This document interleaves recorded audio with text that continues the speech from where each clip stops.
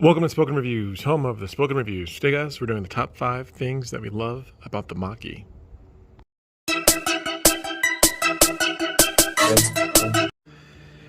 Number one on the list is going to be the looks. I am a big fan of the Mach-E's design. I think, honestly, in the very front, it kind of takes the original Model S design here. But just the lines, I think to me, it's a really good looking car. It's been 4 months now, and every time I, come out of work or come out of the store and walk up to the car or open the garage, I'm just a really big fan of the design and the way everything looks. So, number one on the list is going to be the design. Coming in at number two on the list is going to be the interior design. Specifically, the seats.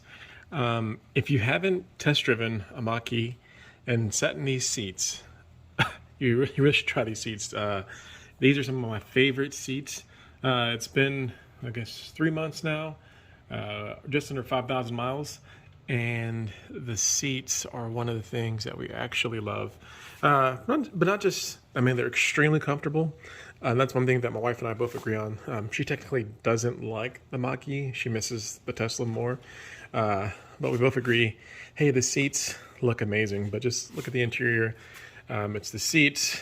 I'm a big fan of that right there. It's floating, but then you have the ability to close it off there.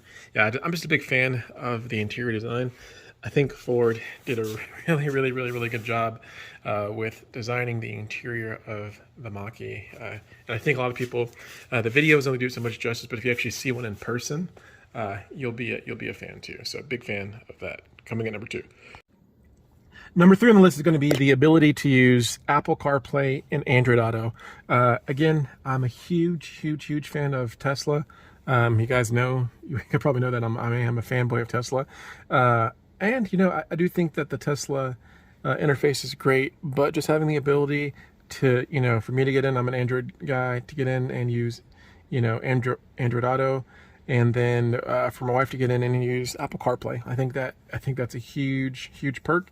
And I think the execution, right? It's not just having the ability to do it, but to do it well. I think they do a really good job at letting you use that. So that's going to be number 3 on the list, being able to use Android Auto and Apple CarPlay. Number 4 on the list is going to be the little screen, right? So just having a regular standard screen. With the Model 3 that I had in 2019 and then the Model Y, you convince yourself, I don't need the screen. It's right here. It's so close. But there's a reason why the X and the S still have a screen, because it's just convenience, right? Having a quick display of what's going on without having to dig in through stuff. Just, you're driving, you'll be distracted, extremely quick and easy looking at the screen. And I really like the screen. It's really cool. Also, when you're driving, it can actually show you the next turn and the directions. I just think that for me, from a manufacturing standpoint, it doesn't cost much, but it has a lot of value. And also, not just the value in that, but also it makes it a little bit safer having a screen. So that's going to be number 4 on the list, having a screen. All right, coming in number 5 is going to be the driving mode. So you have Whisper, which is like the standard, I'm just going around town, I'm trying to save battery. You have Engage, which is kind of a little bit in between.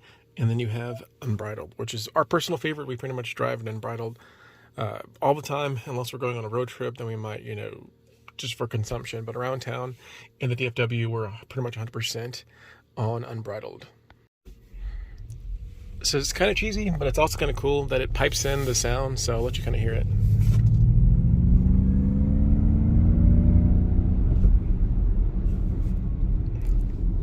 So you guys can see it's an EV, but there's something kind of fun about just the sound of an actual vehicle, and the fact that they do that. It's kind of cool. You can turn it off if you don't like it, but for us, we kind of like it. It's almost like a video game, and it's funny because even some sports cars, like full gas sports cars, have a similar thing where they pipe in sound, right? And they do that because there's something I don't know, just something about the experience of having that sound kind of makes it funner. But if it got annoying, you can always, you know, take it off. You don't have to have it on, but it's kind of cool. But again, number 5 is going to be the driving modes. And then just shout out to just having the ability to do the sound. Like, you don't have to do it. You can turn it on and off if you want to. But just having the ability to do it and giving you the option, as opposed for them making the decision for you, I really like that. So again, that's number 5. The fun driving modes and really the driving dynamics, because this is actually a really fun car to drive. This is just the standard, but I mean, we have a lot of fun in this car. I mean, all electric cars are great. It doesn't matter if it's a, you know, Mach, Tesla, ID4, but for a standard, not even like a GT, this car is fun to drive. And there you go, the 5 things we love about the Mach. If you have a Mach or if you have things that you like that I didn't include, please leave those below. If you have any questions about the Mach, leave those below too. I'd love to answer them, or, you know, put future videos up. As far as our next plans, if we're going to keep it, if we're going to, you know, go back to Tesla, to be determined. We're not sure, but so far we're loving the Mach experience, and looking forward to, you know, just putting out more content so people that are curious about it can, you know, get some of their questions answered, and we can just contribute to the overall electric community. Thanks guys for watching. If you liked the video, hit the thumbs up. If you want to see more videos like this, sub to the channel. Thanks a lot, and have a great day.